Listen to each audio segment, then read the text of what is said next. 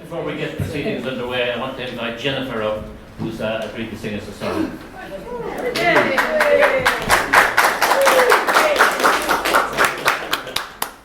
Everybody? I'm Jennifer, Pauline's daughter, by the way, youngest daughter. So I'll sing one of her favourite songs. This is Songbird. For you, there'll be no crying. For you, the sun will be shining, 'cause I feel that when I'm with you, it's alright. I know it's right. And the songbirds keep singing like they know the score. And I love you, I love you, I love you like never before. To you, I would give the world. To you, I'd never be cold, 'cause I feel that when I'm with you, it's alright. I know it's right. And the songbirds keep singing like they know the score. And I love you, I love you, I love you like never before. Like never before. Great.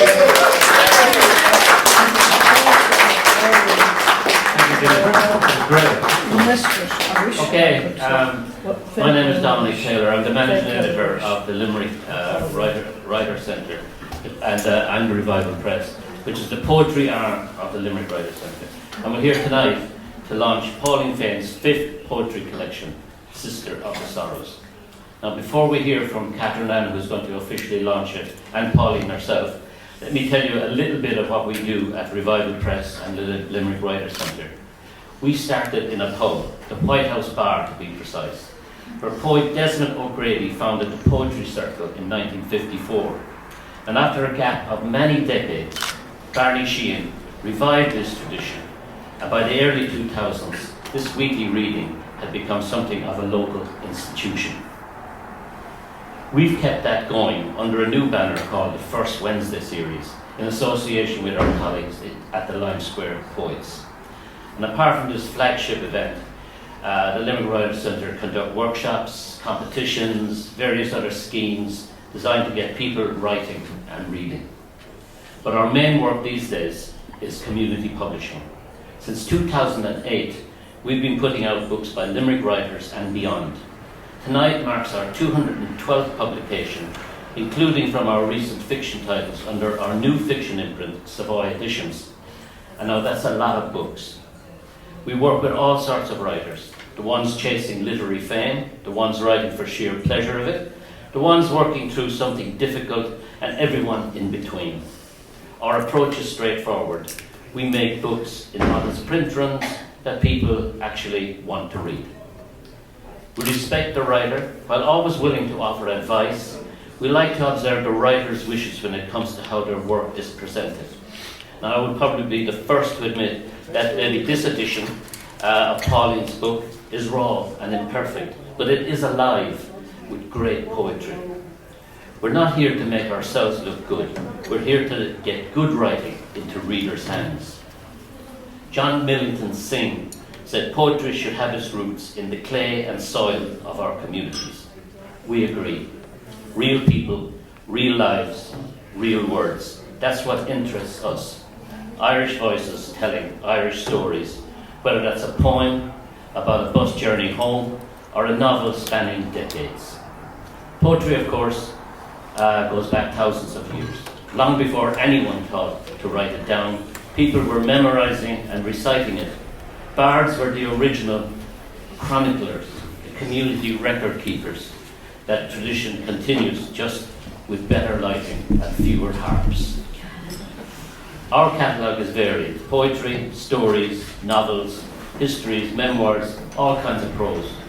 These books document life as it's being lived right now, the people, places, feelings, and arguments of our time.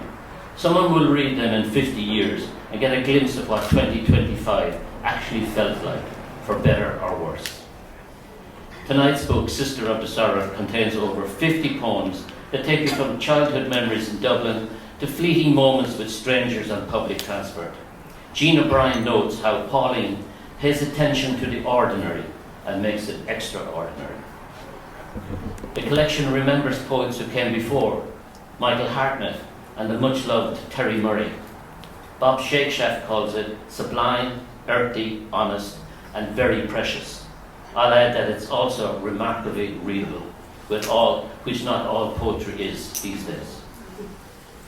I think that when we read a poet like Pauline's, we recognize the value and complexity of our lives, and hopefully realize that poetry is not about absolute truths, but about reflection and thinking about our own lives. Thank you, Pauline, for trusting us with your work. Thanks to the Teachers Club here for having us here today, and to Catherine Ann Cullen, who will speak shortly to launch the book. Thanks to our team at Revival Press at the Limerick Writers Centre for getting this book from manuscript to finished project, and thanks to all of you for turning up, because there's nothing worse than launching a book to an empty room. Special thanks, of course, to artist Irene O'Neill for her cover image, which really sets off the poems within the collection. So, congratulations, Pauline. This is a fine collection. Now I'd like to introduce to Catherine Ann Cullen, who will officially launch the book. She is an award-winning poet and children's author, and was the inaugural poet in residence at Poetry Ireland. And she's just launched her own book there a short time ago, Storm Damage, from Daedalus Press. Catherine Ann. Hello everyone, it's lovely to be here and to see so many people here who are friends and family of Pauline. I'm really honoured to be here to help to launch Sister of the Sorrows, on what I'm sure will be an easy and warm passage onto the Irish bookshelves, and hopefully bookshelves at other places too. I think it's customary to start these kind of speeches with, I first met Pauline in such and such a place. But to be honest, I just can't remember where I first met Pauline. And she can't remember where she first met me either, so not just me.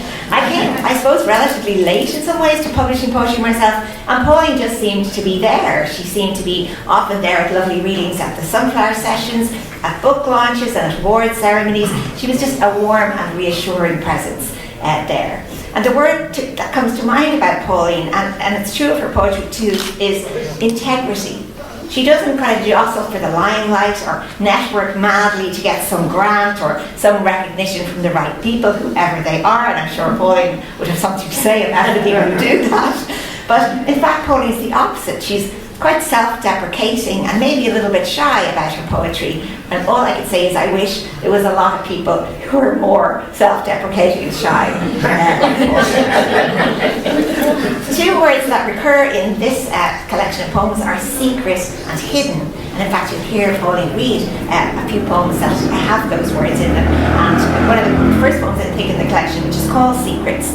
And this poem says that we're undertakers of secrets. And maybe poets in general are both undertakers of secrets. We occasionally give them a decent burial, but we also are resurrectionists of them. We excavate them, and we are archaeologists of secrets. And Pauline, it is clear, knows where the bodies are buried and reveals them very gently and with great attention and reverence, and with a fine dollop of irreverence as well when it's required. There are secrets, as she said, in the vodka hidden in white lemonade on the high kitchen shelf, or the Polaroid porn found in the tightly bound leather volume of war poetry. I think we can all kind of strongly identify with those kind of secrets and images, things we might have come across as children and quickly closed up again. You'll also hear the poem Hidden. Hiding places are few in a suburban house and locks are scarce. The voice and the sensibility of the child are in this poem, as in some of the other poems too, but there's no kind of wide-eyed innocence, no kind of nostalgia fest about children. Children are raging, they're hurt, they're fearful, as they are in real life. Hiding behind a curtain, they eavesdrop on poverty, on anxiety, on approaching death, and on people talking about how to tell the children. In the stunning title poem of the collection, Sister of the Sorrows, the anger and fear of the child who isn't told that her father has died is tempered by love and the innocence of a younger sister, who's here, I know, and again about hidden things in the poem Charcoal, which is inspired by this lovely cover image by Irene that Dominic already mentioned. Pauline talks about those artworks that I return to over and over to see the hidden things. A blackbird hiding his bright beak shyly beneath his outstretched wings, the stag beetle poised on a pointed branch. So just really beautiful and very kind of well observed, I think, images in the book. Throughout the book there's an exquisitely captured sense of love and longing, of times past and passing. But again, as I said about the children, it's not like sentimental nostalgia. It's kind of a matter-of-fact celebration, a careful inventory of life as it was and as it is. There's also the wry humour that you would come to expect from Pauline if you know her. One example I thought of wonderful creative sense of fun that Pauline has is when she is writing about being ill in the poem Isolation 2018, when she was really sick with bacterial meningitis. And she captures some of the kind of hallucinatory moments that she lived through there. You're going to hear the full poem later, but just these lines I thought were really lovely. The black cat of my childhood peeps from beneath the bed. When I hold an unfamiliar pen, my words are strays, sulky siblings lined up in the wrong order. Madame Bovary walks slowly down the corridor, waves a delicate lace glove outside the windowed door. The poem is full of these wonderful, surreal, but yet, with Pauline, so real images that you just want to read it again and again. Living as I do in Kinnage or Crumlin, the boundaries are ill-defined and becoming more so. I pay particular attention to the poems based in those areas where Pauline grew up. There's a poem about Phil Lynott, which is full of joy and kind of a shy hero worship. Poems about sharing memories of Crumlin with a friend. And a poem about a huckster shop, Mr. O'Neill's, where visions of Our Lady in many and varied incarnations can be found. This triggered my own memory of being sent to such shops as a child. I always seem to have to ask for a yard of knicker elastic, which I would be happy to ask for now. But did my mother not know the incredible agony of waiting till the shop was empty before I could pronounce the embarrassing words, only to be asked to repeat them as another 3 customers appeared, and the shopman told me to speak up. I really miss that kind of shop, but not asking for the knicker elastic. There were other echoes of my own childhood, such as theatres of the absurd, which you can also hear Pauline read later. We too put on shows for the neighbourhood. Puppet shows with badly made puppets, talent shows with very little talent. And so this poem really gave me a laugh and a few jolts of recognition. The diluted orange, the Marietta biscuits, and the ill-fitting costumes we all shared. Another Crumlin poem that has stayed with me, and since Pauline isn't going to read it, I asked her if I could read this one. The poem is called Crumlin Rose, and when I asked Pauline about it, she told me that she met Rose when she was working night shifts in a cab office in Crumlin. In fact, I know exactly where that was on Sundrive Road. Sundrive taxis. The first time we met, Pauline said she hid under my desk to escape a punter she'd run away from.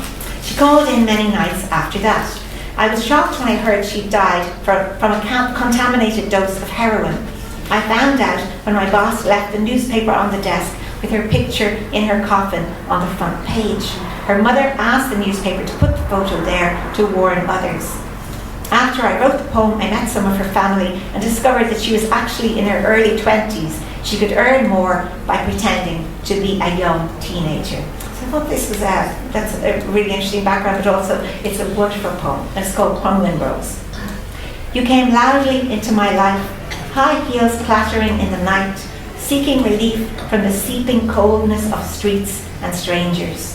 Later, you would come quietly to share my midnight meal, watch the dawn's approach, and whisper to me of the indignities of old men who liked your skin to smell of vanilla and chocolate, of their marble cold hands, of the heroin blazing through your veins, of your ambitions to stride confidently down catwalks, to place your name like a fleeting kiss on the lips of all those who made you feel invisible. You would achieve one goal, your photo on the front page, your name headline news, laid out in your coffin at 16 in your favourite pastel blue suit. Isn't that a wonderful poem? And I love that line, to place your name like a fleeting kiss on the lips of all those who made you feel invisible. I think it's a wonderful idea of kind of a very gentle revenge, a kind of little peck of revenge. It's really beautiful. Going through this book of poems over the past week or so, I was transfixed by so many of them, and I promise you will be as well. They are down-to-earth ballads sung in a clear, unflinching voice. They are love poems that show the real people, the falling down school socks, the tweed jacket, the loving kindness too, and memories of someone who doesn't remember his own name. Revival Press quotes the American poet Jane Hirshfield in its publisher's notes, and I think this quote fully describes Pauline's work. A good poem shocks us awake, she says, one way or another, through its beauty, its insight, its music. It shakes or seduces the reader out of the common gaze and into a genuine looking. And make no mistake, I consider such a moment of transformation to be a radical event. So enjoy the radical event of this book and the genuine looking that is Pauline Fayne's hallmark. You need to experience this for yourself, and you can for the bargain price of a few pints. In fact, fewer and fewer pints, it seems to me, as inflation bites. So do buy Sister of the Sorrows, you won't be disappointed. Buy copies for your friends for Christmas and keep one for yourself. And I'm really looking forward to the main event, which is to hear Pauline herself reading these fine poems. Pauline, thank you so much for the honour of launching Sister of the Sorrows. May this book and all who sail in her have a long and happy voyage.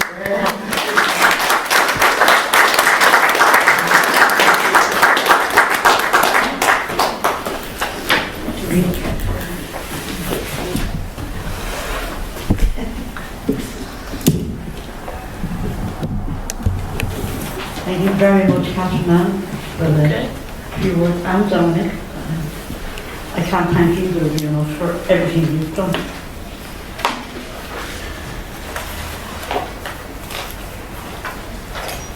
The first poem is Secrets. For years, I think me and every other poet is accused of doing the things that we write about, and well, basically we're robbing other people's secrets and leaking their lives. You overhear someone on a bus telling a secret and you're like, great, that is a brilliant idea, I'm having it. And then somebody assumes it's about yourself. Everything you write is about you. So I got annoyed one day and I wrote this one. Well, actually I wrote two, but the other one is unrepeatable. Secrets. We, the undertakers of secrets, bury whispered words in the guilt-laden lines of unfinished villanelles and silent sestinas.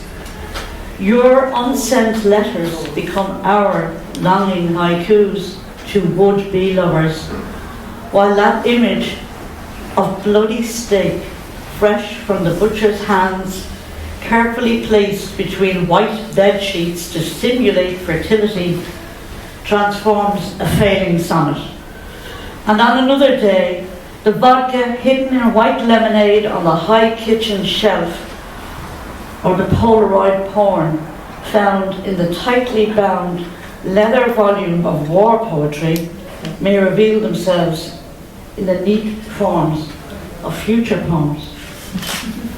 And thank God the person who owned that volume is not here. I kind of wonder, well, maybe I won't read that. I don't remember who owned it.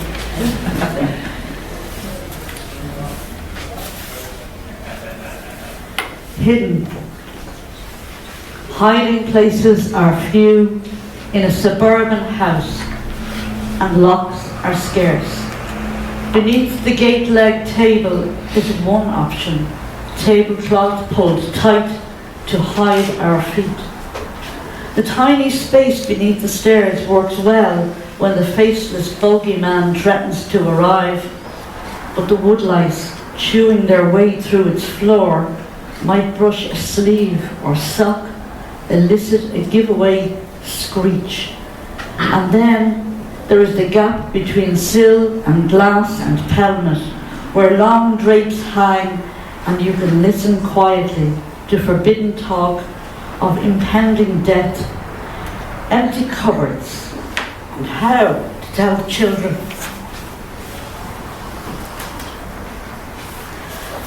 I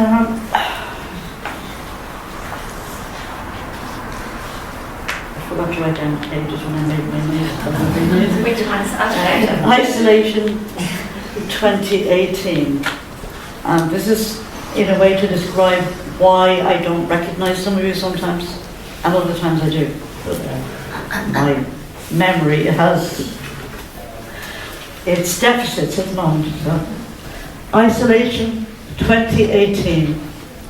At first, there are strangers in masks interrupting the drama taking place around me.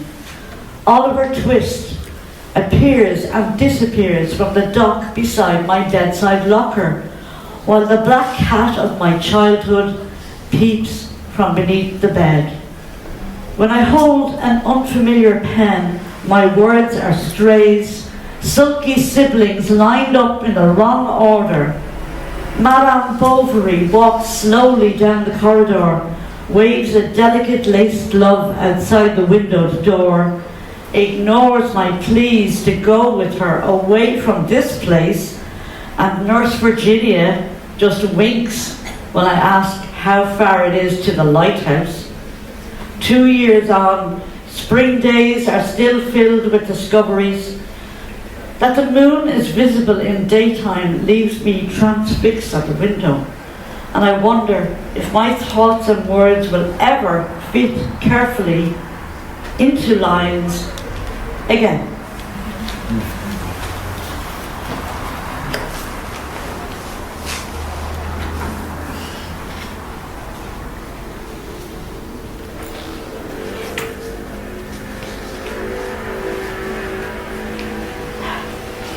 Sorry, I'm still trying to remember the page. Mr. O'Neill's. Oh yeah, that's on page 18. Thank you.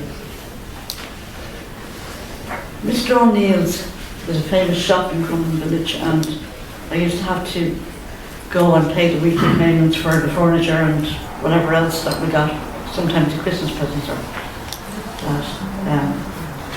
I read this one time in the stall at Writers' Week, and a woman came up to me and said that she was his niece. And she was delighted. I said I wasn't trying to insult him, and she said she didn't find it insulting at all. She thought it was funny that I remembered him so clearly. And she recorded me reading it, and that was the most exposure I've ever had. So a lot of people remember Mr. O'Neill. Mr. O'Neill's. The huckster's shop, my granny would mutter, a word I thought she invented, as bizarre as the stacked sofas, fake flowers, prams and pictures that defied gravity in Mr. O'Neill's stores. He must have thought me some kind of simpleton as I joined the Friday queue, never card and coins in hand, choking on suppressed giggles at the sight of Mary in all her incarnations. A glow in the dark Lady of Lourdes, hands outstretched to the china tea sets, Our Lady of Consolation, enshrined on a super serum. Her immaculate medal dangling from the handlebars of a coveted bike, a sorrowful mock marble plastic pieta that would subdue the smirk of the most irreverent teen.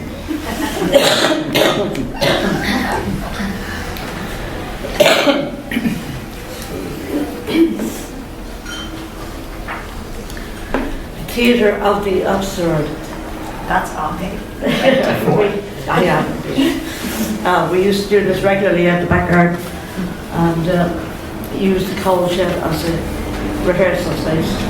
And God help you, around someone in the door on the afternoon for a while. Theatre of the absurd.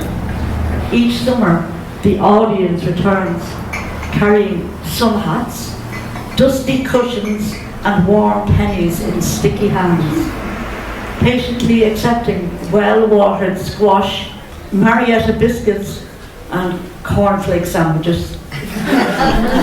As they wait for conjurers, comedians, jugglers, and dancers to emerge from the dusty shed in tablecloth cloaks and ill-fitting costumes, the drama varies little. A juggler will drop the borrowed eggs, a dancer run home crying, mistaking cheers and clapping for sarcasm, and the final act stay in the shed, singing from behind the door.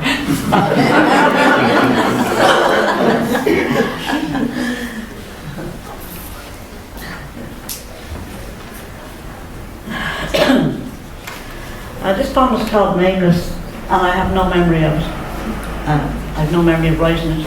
I remember finding it at my desk and checking Google desperately to make sure that I actually did write this, because I have no memory of ever writing it. But I thought it was appropriate that it should go in there. Nameless. In her dreams they boil up, steam-hazed images of days before her hair was grey, when his hands would ruffle it in passing, as she ran the flat iron over his Sunday shirt and laid his shiny suit on the bed. Vanilla scent of her, spice smell of him, as they shelter beneath an ash tree for a first kiss in the rain, frost breath blending. Awake, the warm flannel rubbed in rough strokes across her face, she closes her eyes, remembers the sand beneath her back on a honeymoon strand, longs to be free of this bright space where only the old congregate, for drugged sleep to return him to the tinted past, when they could not imagine a life lived apart, when he knew his own name.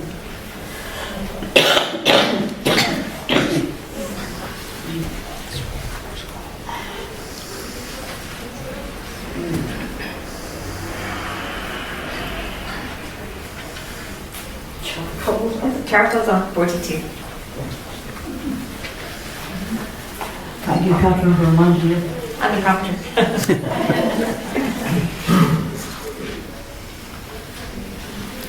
And charcoal, I wrote for Irene O'Neill because I kept wandering into her artist space and on my character admire this work. And she very kindly allowed us to use it as the cover art. Thank you very much, Irene. Charcoal for Irene. Somewhere, unknown to me, wood is charred to the colour of coal. Somehow it journeys to your hands, someday becomes tree trunks black as starless nights, that I return to over and over to see the hidden things. A blackbird hiding his bright beak shyly beneath his outstretched wings, the stag beetle poised on a pointed branch, while black mould blooming upwards builds a winter fur coat, and through it all, slivers of silver light carry hope to the watchers in the shadow. Thank you, Pauline. It's only two more, so you can relax after that. Everyday love Is on 62. for my patient husband. What's up with my bad memory and everything else? everyday love. On days when my memories are as hard to grasp as dusty coins down the back of the couch. When once loved songs become lyrics without sound, and blocks of years are blank page diaries, still I remember our first glance, the embarrassment of my school uniform, white knee socks slipping down skinny pale legs, and your tweed jacket, outrageous in a time of denim, leather, or posh schoolboy blazers. And our first clumsy dance as we ignored the wink and nudge of friends. These certainties remain, that you know our children's ages, and I know they all have your kind eyes, that I will make a lopsided chocolate cake for your birthday, that you will bring toast and books to our bedside every day that I am too tired or ill to rise.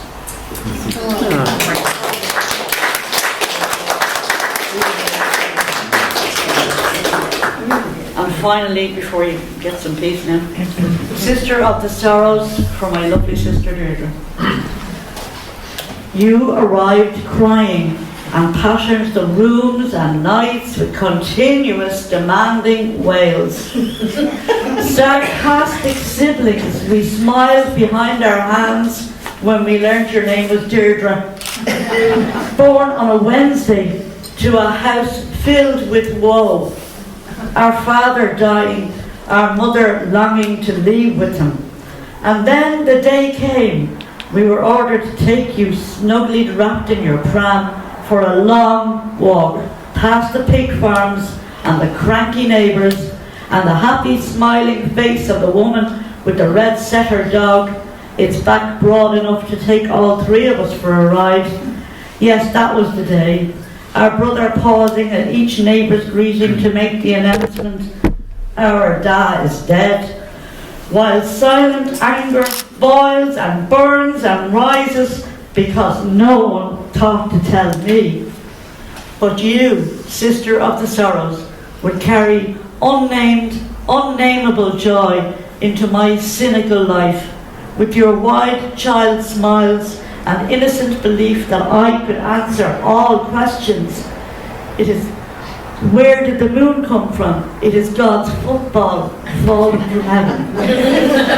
You alone accepted my every word as truth.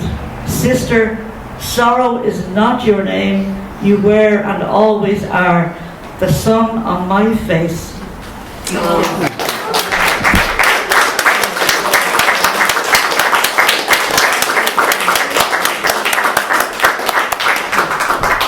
I do have a guest book there, if everybody would sign it so that I have a souvenir tonight. And I also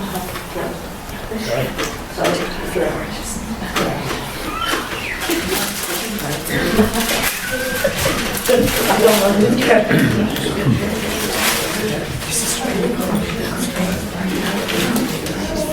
Ann. I say, what's that? Thank you very much.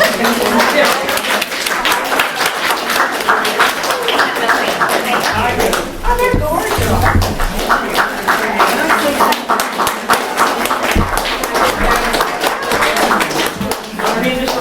I just want to say a few words because most of you are writers and I'm an artist. And Pauline paints pictures with her words. Yes. And her poem is about a big, huge drawing that I made in Anne Harrick and finished for a solo show around the time my mother died and passed. And Pauline saw something in that drawing that I didn't see, and she describes it and makes it magical. So I'm looking forward to meeting you next year, Pauline. We're going at the same time. Going to say for a Coca-Cola and rosaries at Dublin.